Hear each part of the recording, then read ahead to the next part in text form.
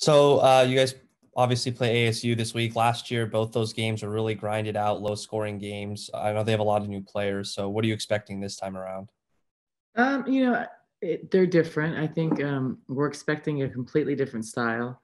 They've changed a lot of what they do. They're running more back cuts and more chin action, more Princeton sets. So it's completely different. But the constant thing we know that they're really aggressive defensively. They're really going to look to run and get up and down and capitalize off of our mistakes. And it's our rival game, so it's going to be very, very competitive. So excited about those pieces. And I know the ASU is always a very physical team. So how does it help to have somebody like Trinity in this year's matchup? It helps a lot. I think the balance for us is we're both very physical because who's going to stay out of foul trouble? Who's going to play defense positionally, and who's gonna control like the tempo of the game. I think we didn't do a good job of that. We fouled way too much, and I think a sign that your defense isn't great at the time is fouling, because great defensive teams don't foul a lot. So we're getting better this week, and you will see us improve from last week, and just the way we play defense, our rotation, and those things. You'll see a more improved defense because it has not been good at all. PJ, go ahead. Sure.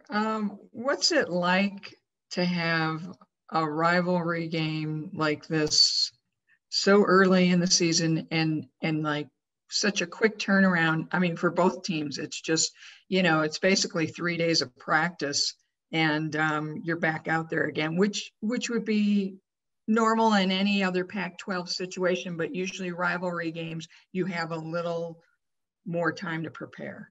Yeah, I think it's just different. All these games are so much different because they're so much earlier, so they're just a lot harder. I think that the new people don't really understand the rival. They don't understand what it's like, but I think they're going to learn fast. I think everybody in the country is kind of in the same boat. Not everybody, not like the SEC, but like in the Pac-12 or on the West Coast, we all have not played or practiced a lot. And I think that you're starting to see that around the country with all these major upsets. And we saw it yesterday in the Pac-12 with Utah beating Oregon State at Oregon State. So I think that it's just kind of the nature of starting such a competitive conference so early. For Charlie and I, this is early to play. We usually don't play till the end of December. So for both of us, I think it's a disadvantage. We both have new pieces. So I think whoever is going to execute the most and I think defend the best is going to win the game. And we're both two good defensive teams. And so it's going to be a battle. And do you think it's a little hard that everything seems to be magnified today? What do you mean? Magnified in that because Pac-12 started early, because we have the pandemic, everything seems rushed, and everything that we look at for everybody, whether it's you guys, whether it's somebody else in the conference, it seems bigger, right? Everything seems bigger maybe than it would be. No, I think I understand what you mean just because of the situation, but I think a lot of us are in the same situation. So we've only had a couple games. We're all kind of in the same boat. I think bigger in the sense that, if you look at Louisville and Ohio State and LSU, I mean, they've been practicing all summer. So I think we have a big disadvantage. And I think the way we look is not going to be as polished. So I think you're going to see Pac-12 teams look better in January, February because of just the time. And it takes time to get the chemistry. So I think that it's magnified in that sense because we probably look like we're not playing good basketball. But I think it is what it is. At least we're playing. And who knows what's going to happen? Who knows if we'll stay with this model, if we'll change models. There's so much stuff up in the air. But I think for us, the main thing is we want to be able to play. But for me as a coach, it's hard when I go look, around the country, people have 3,000-4,000 fans. Like we don't have any, we don't have family. So it's just that's what's hard about it. Because I really believe long-term, it's a big disadvantage. Because if you have the Louisvilles, the South Carolinas, the Arkansas, and they have thousands of people at games, they're not feeling that different. But then we don't have that the whole year. We may have that later in tournament. I think it's a disadvantage for us, but it's kind of like, that's not something we can control. Go ahead, Rich.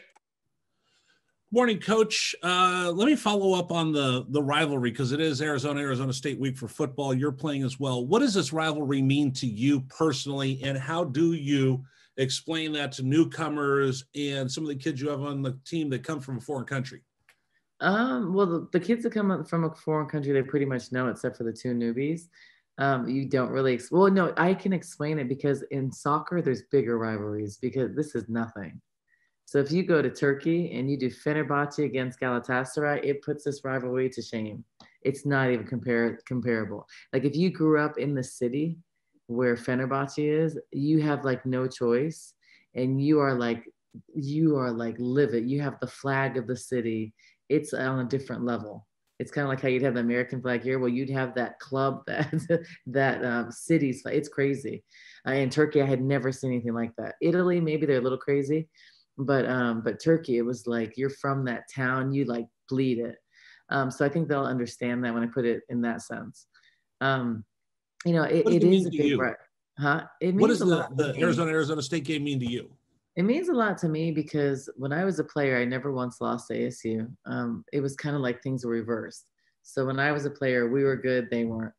When I got here, they were good, we weren't. And I remember like I had a lot of conversations with Charlie, and a lot of our conversations were that, we need to be good. Like they wanted us to be good as their travel partner. And so now we are good. So I think I think we got better faster. So now I don't have to hear it anymore.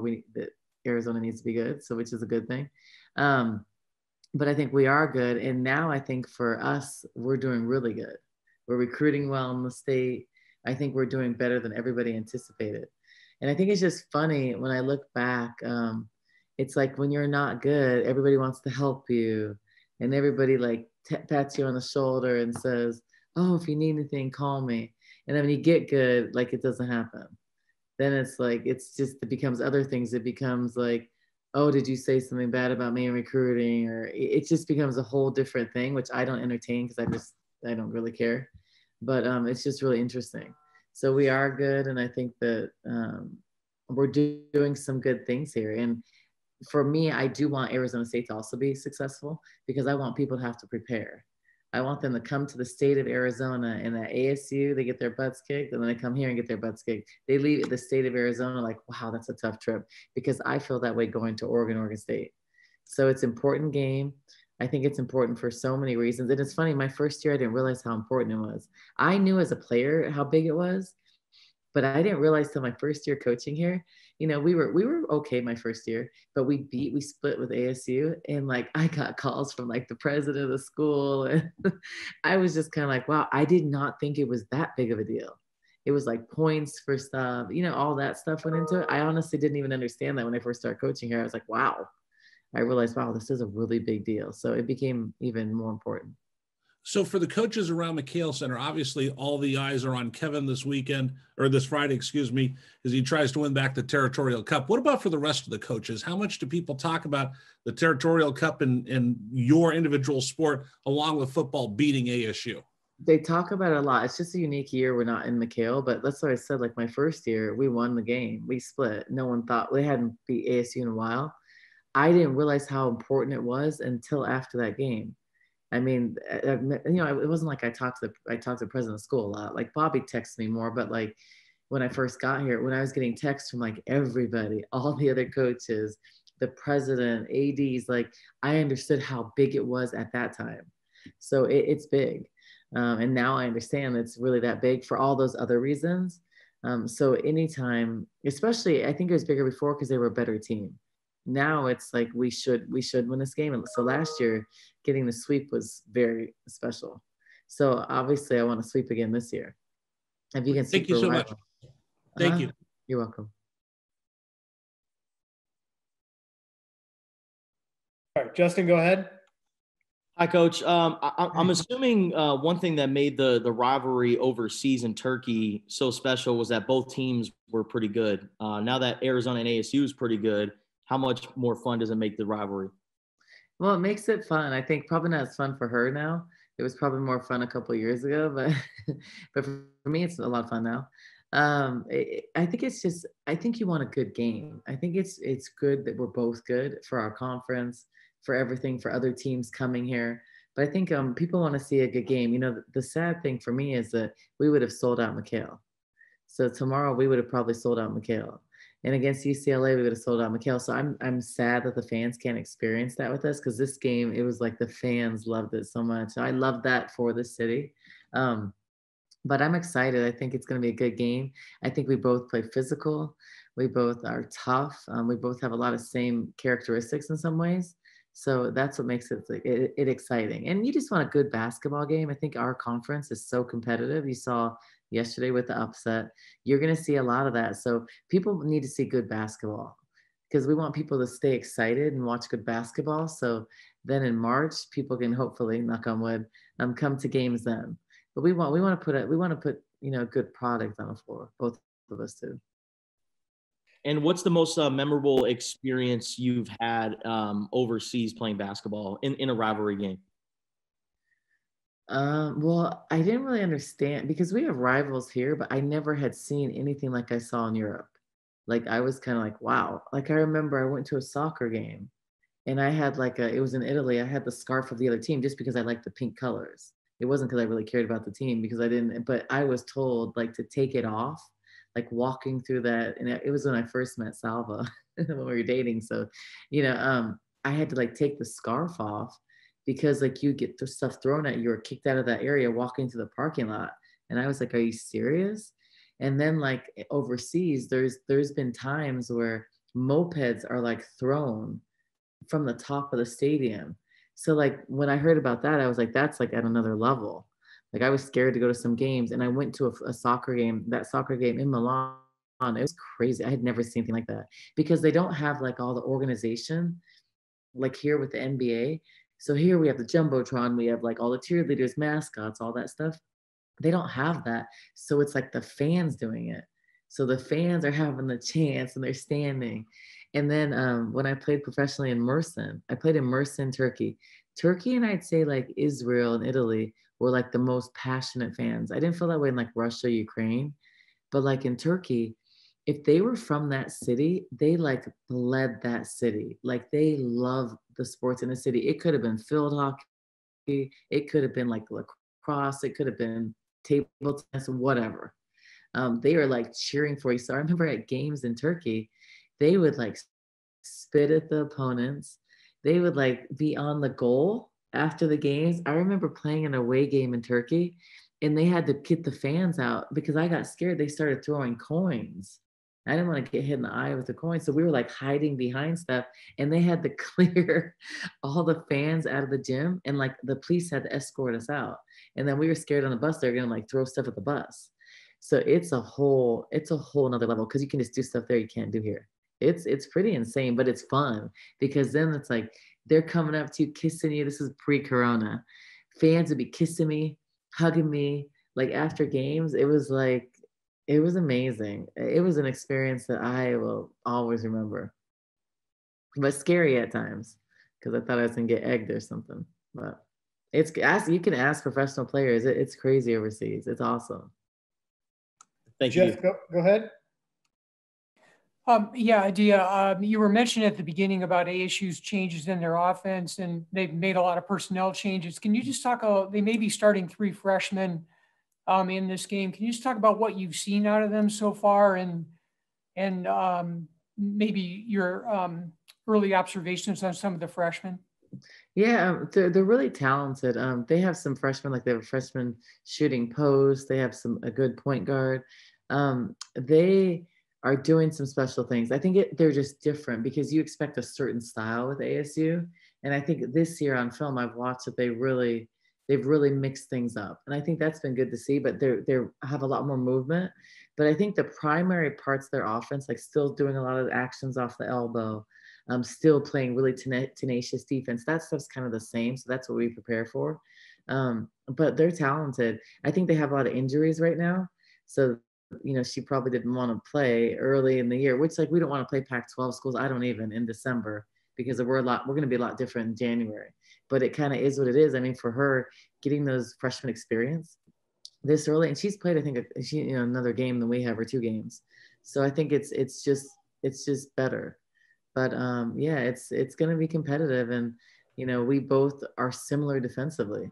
So it's going to be, hopefully it's not a super low scoring game, but it's going to be a good game.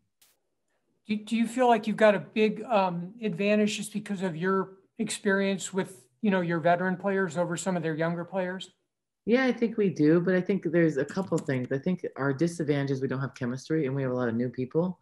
So that's a disadvantage for us. I think advantage for experience, but I think sometimes when you're a freshman, you don't know what to expect, so you just go out and play, and you have no pressure. So I think in that sense, they have an advantage, but I think overall we have an advantage because of our experience, and we're playing at home without a crowd though. So it's not a huge home court advantage. And one more from me. Could you just comment a little on Tara being on the verge of setting this record? Yes. So Tara, at first I thought you were talking about my player. Tara is she's phenomenal. I had to do a recording last week for her. Wait, can you guys hold on one second? I'm sorry. Sorry, I have a crying baby back there. And Elf's gonna go check on her. Okay. So I think just Tara, she's phenomenal. I think she's a pioneer in women's basketball. I love her because whenever I need something, whenever I have a question about scheduling or something about the conference or what's best for our team, I can call her because she's not going to give an answer that benefits Stanford. She's going to tell me what she thinks of the situation. So, I just respect her so much. I think to be one of the winningest coaches in women's basketball is an amazing accomplishment that I'll never get. I just think that what I love about her, she's been able to sustain success. So hasn't only been good one year. She's been able to sustain it and stay at the top every year. And I think that's a really hard thing to do. I think it's easier to be good one year, but then the next year you fall off. I think it's really, really hard to be good year after year after year. And just compete at the highest level. I think she'll win another championship for sure before she retires. And I just love the way she does it. She's professional. She cares about women's basketball. She does things that benefit the best interest of the Pac-12. And she's an Olympic coach. She's done everything you can do for women's basketball. And I think she's a prime example of how to do it and what it should look like. Herb, go ahead.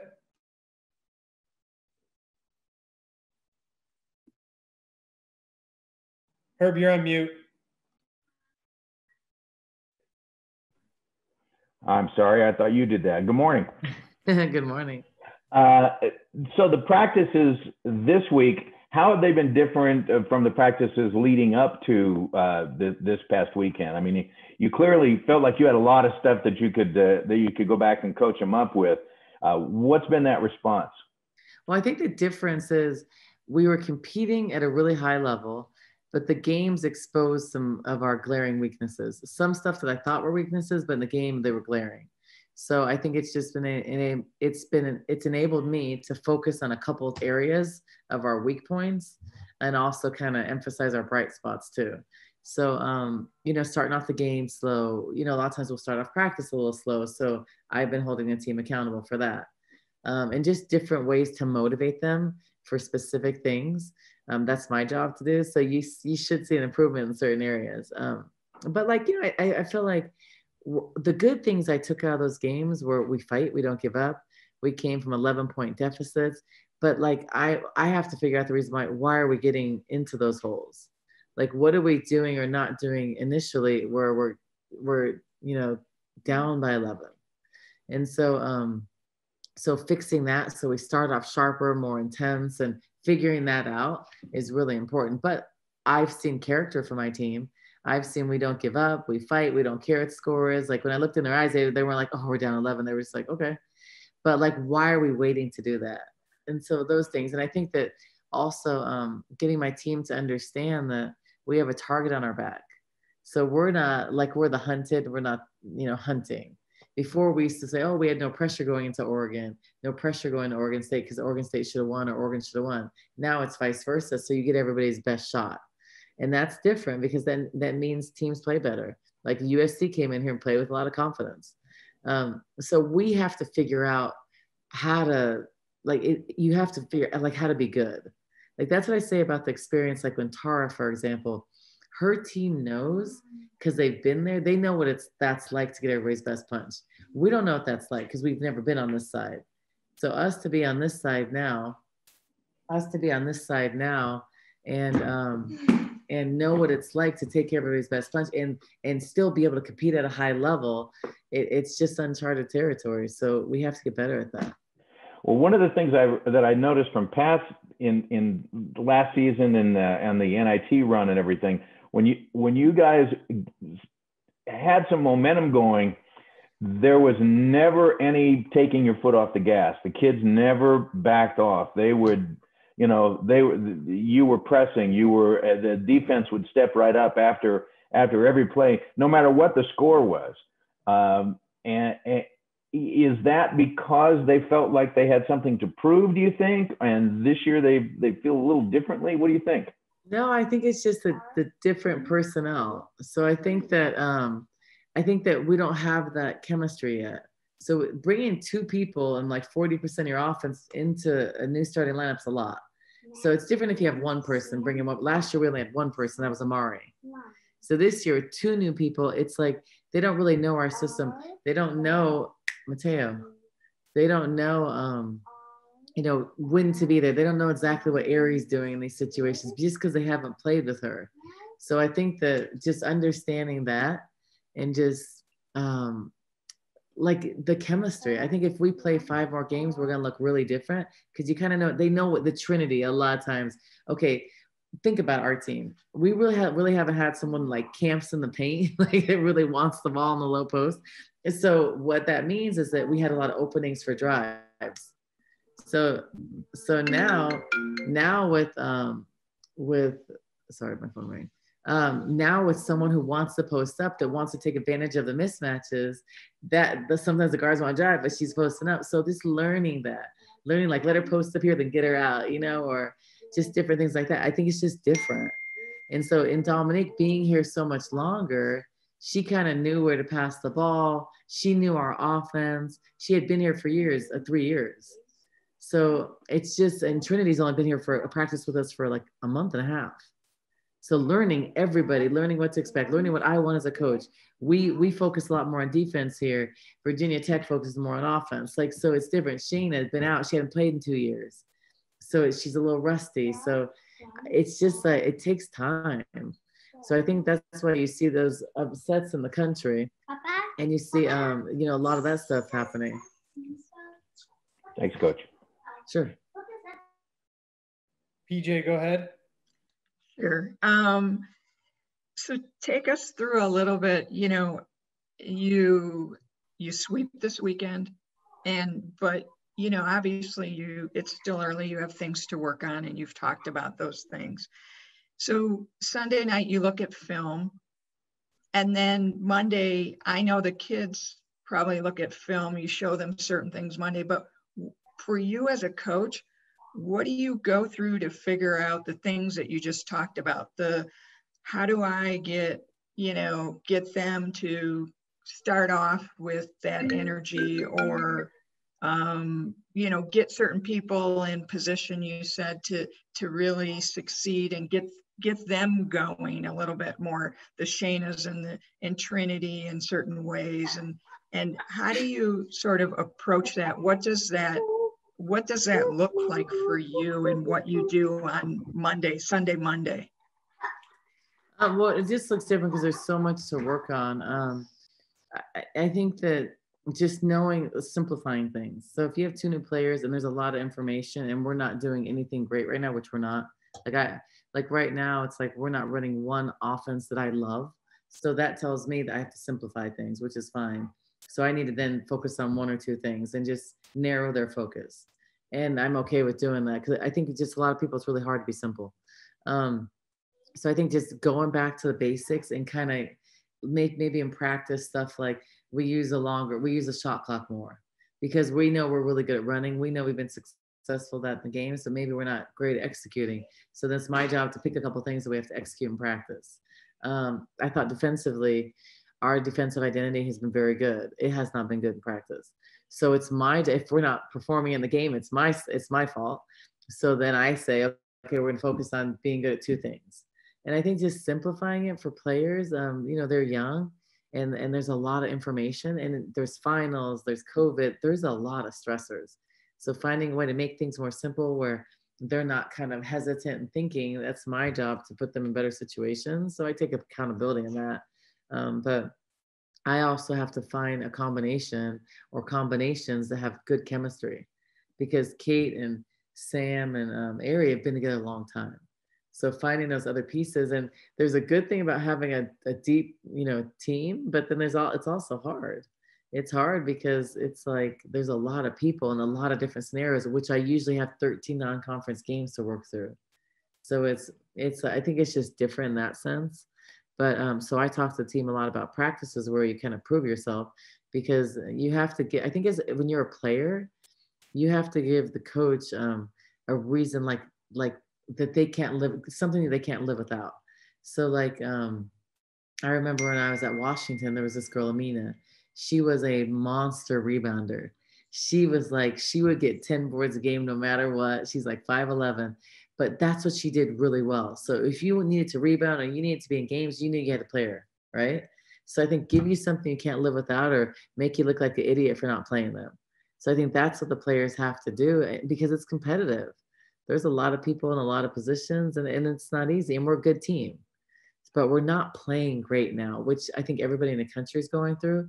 But I have to figure out a way to get us kind of going. We're doing some great things, but we're doing them for half the game. I'd say probably we've had 15 minutes of good basketball in the games, maybe UCLA 20. So figuring out how to get that to 25, then to 30, then to 35, then to 40. So it takes time and it's work in progress, trust me. Ryan, go ahead.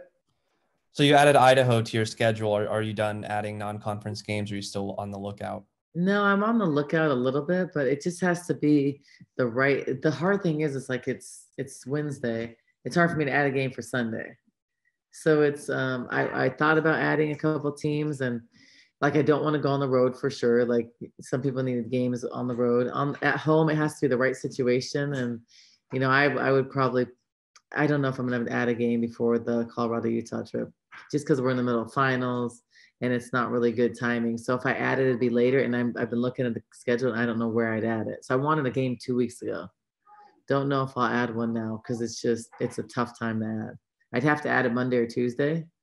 And then because of NCAA rules, I'd have to give a day off. So we'd only have like a day or two to prepare for another team. So it's kind of a hard situation. So probably not to answer your question. All right, we got one more with Justin.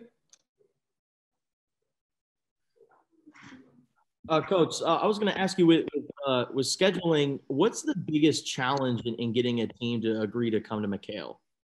The challenge before was that we're a pretty good team and we're going to have 10, 15,000. So no one wanted to come here. It was a nightmare because I do scheduling. It was a nightmare. I mean, even from like guarantee games, like it was like, we couldn't get like GCU down the street, even when they needed 7 games. We couldn't get like any of the New Mexico schools, but possibly we're going to work on that next year. I talked to one of the administrators from one of the New Mexico schools. And so it's just hard. And then there's not like a lot of other options. So geographically, we don't have the choice of 30 schools that can just drive here. So it's very, very difficult. And then what also hurt us is on the West Coast, all the stuff going on with California, they weren't able to travel. So we were going to almost get a game with a couple California schools, but then they got like shut down. So they couldn't travel out of state. So it's a challenge, like logistically, it's a challenge. It's expensive to come here. There's limited flights, so I think it's just challenging. So it costs more. I think it's probably the same thing in men's basketball. It costs more money and it's just, I think just more challenging overall. And the better you get, everybody wanted to play me when I first got here. So when I first got here, I could have filled a schedule in like 2 days. But then as we got better and stuff, it took me last So if you look at last year, it took me like 8 months to fill the last game. I tried for 8 months. Like I'm going to try now. I'm already filling for next year. It's a challenge. So. All right, Coach. Thank you very much. All right. Thanks, you guys. Hey, Justin, I didn't recognize you with your profile picture. That's pre-COVID era, right? Yep. I saw that. I was like, that's you. You clean up pretty well. Yeah, I need to get a haircut soon. Everybody does. You should see my son's hair. You saw Elf back there. His hair is crazy. Yeah. All right, guys. I think we should have a little feature with him on the Zoom calls. Yeah, he would love that. He would show you Buzz like 500 times because I see Buzz 1,000 times a day. And then he would probably show you. Now he's into like the Elf on the Shelf. The Elf on the Shelf is amazing though. It's like works. It's like, oh, Elf's listening. He's like, oh, you know. Does Elf have a name? Huh? Does Elf have a name? Yes, Alfonso. But it's Alfonso. So we thought that was the funniest thing. We're like, oh, Alfonso. So he just loves it. And Elf left him like the box to write letters to Santa. And Elf left him that elf costume just so he can listen better because Santa's going to want all his help. So Elf does a lot of things. All right. So if we can work it out, maybe we can get him to comment on the game. Yeah. Well, the funny thing is that he'll come home and he'll say, your players had a really tough time today. Mateo, come here. What did you say about last game to mommy? Did you say the players really struggled? Mateo. He told me something like the players really had a tough time or something. I was like, thanks, Mateo. Mateo. Okay, come here. What did you tell me about the game last time? Listen to this. What did you tell me about the game last time when you were watching it? What did you tell me? Time? Like last game you watched, you said the players really, you were watching the game. What was your observation of the game? Like, what did you think of the game? I thought it was good. But you thought it was good, but what? What? Did we win easily or was it hard? It was hard. What? It was hard. Were we playing good or bad? Good. We were playing good even though it was a hard game? Mm-hmm. What were we doing bad? Losing. Did we end up winning? Yes. But why did we lose sometimes? Because some other players are good. And they're good, but are there any other players better than our players? Yes. Who was a great player last year that you really liked? I don't know. You liked someone from Oregon a lot. Who did you like from Oregon a lot? I don't know. Sabrina? Remember you liked Sabrina? Who was your favorite player on our team? Berna. Okay, Berna's not here anymore. Who's your favorite player on the roster? All of his favorites seem to leave. It's just, I think it's a curse when you're his favorite that you end up not being here. That's just by chance. Huh? I think he could do a talk show for us. So let me know. I'll call his agent. Maybe we can get him to do a pregame show. No, because he may say some things that I don't agree with. He may say something bad.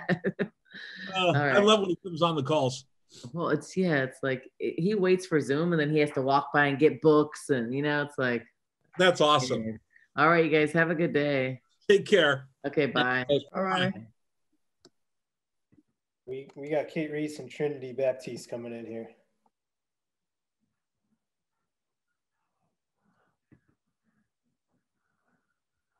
Mike, are you able to? There we go. All right, so we've got Kate Reese, Trinity Baptiste. Hey, Trinity, would you mind turning your phone sideways, please? Perfect, thank you. All right, so we'll use the raise hand function again. So go ahead, Ryan.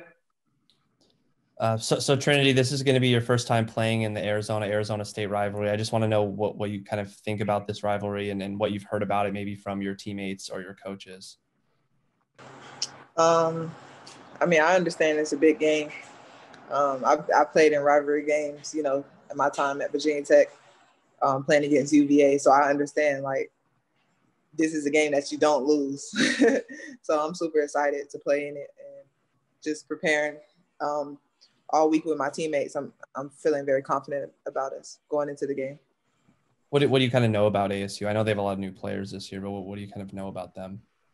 I know that they have a lot of players. They play their bench a lot. They go deep into their bench, and that they're very athletic, and they're gonna play hard. It's gonna be very physical. Yeah, how do you think I know physicality is one of your best traits. So how do you think you fit in this game? This might sound cliche, but like I'm made for it. So I love physicality. So playing physical, that's me. So I'm excited. Justin, go ahead. Kate, this is your third year a part of the rivalry. Just how would you describe your overall experience in it? I mean, we've won 3 out of 4 games since I've been here. So, I mean, I think that's pretty exciting. I think I was here to build a legacy. And last year was the first time we beat them at their place in 20 years. So I think we just need to keep that trend going and just we got to play hard. We gotta build our team chemistry. I think we're getting better each game, but we have to improve a lot faster. And I think we're doing that. So I'm excited to see what we do tomorrow. And the game at McHale this year is going to be a lot different than the game last year with no fans. What was that experience like for you last year? I mean, it's amazing to have all these fans come to our games and kind of have a community behind us. It's super hard to play here, and especially when they're all wearing red, it's kind of scary for the other team. So I definitely think that adds to the intensity of the game. But now we're just going to have to bring that intensity ourselves, and I think that we can do that. And we just have to be prepared. We have to have our own energy from the jump tomorrow. Kim, go ahead. So Trinity, you've had your first couple games in the Pac-12 and seen a few upsets around the league. What's been your impression of the league so far? So far, I've felt that every game is going to be tough. You're not going to blow anybody out in this league. I've seen that, and you just got to be ready from the start. I think from start to finish, that's the biggest thing. Play smart, and I think everyone has to be locked in and bring their best game in order for us to win. So that's the biggest thing, that every game is going to be tough. PJ, go ahead. Sure. This is for either one of you guys.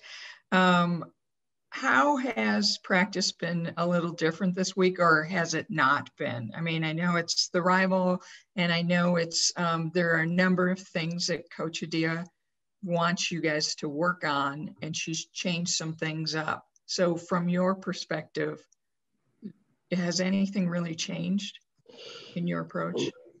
I think practices, well, especially yesterday, it was a lot more intense, especially from the beginning, because we've been kind of starting out slow in the game. So she's trying to match our practice to the play of game. So it was a lot more intense. We had to kind of be warm and ready right from the beginning, which we didn't do great at, but we got there. And I think that it's important that we do that, because last year we were such a good team that we jumped out right from the beginning. And right now it's been a little difficult for us. So I definitely think that will help. And I think that will prepare us for tomorrow, but we just got to be able to be ready from the tip. And I think that will help us for the game. And what do you guys think it's going to take for, usually you have the 13-game non-conference slate to sort of work through these little things and really become who you're going to become for the year, right? What do you think it's going to take for you guys to really start building more of that chemistry with Trinity and Shayna and, and Bendu and all the newbies in there who, you guys, Trinity. Yeah. I think it's important to approach every practice as an opportunity, because that's what it is. Because I understand that we don't have a lot of non-conference games. So Coach Adia, she has to go with who she trusts.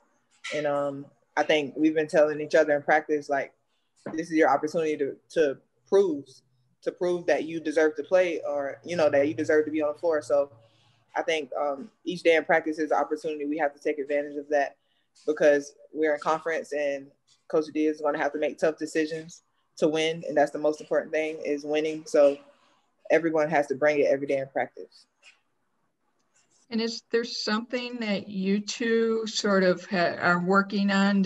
Is there something that you guys like, do you just know where the other person's going to be? Because I know in the past, Kate, you and Dominique sort of had you played with each other for such a long time, right? You knew your tendencies, you knew all that. So now to understand Trinity and what she does best, and for Trinity, for you to understand Kate and what she does best, and how you sort of work together to be in the right places and all of that kind of stuff. Is that starting to come? Are you starting to see that with more reps? I mean, it definitely comes with, especially before games, we weren't really on the same team in practice. So it was hard to be able to play together and see how we work well together. And I think we've been able to do that now more recently than a couple weeks ago.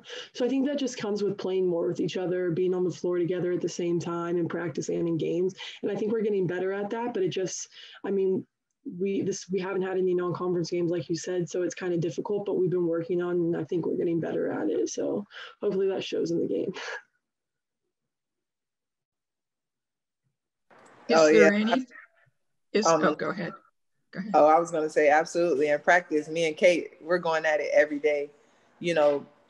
Before game started, Coach Udell loved us to compete against each other. But now that we're in season, I think it's important for me to learn how to play with her, and same with Kate. But I think we're only 3 games in, so I think we're going to be fine, just fine. But just learning each other, and both of us staying out of foul trouble and then being able to play on the floor together is important for our team to win.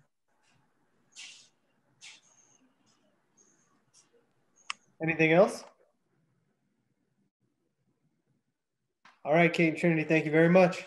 Thank you. Everybody. Thank you. Thank you, guys. Thank you. We're red for the game tomorrow. Right out tomorrow. Okay, have a good one. Bye. Thanks, everybody.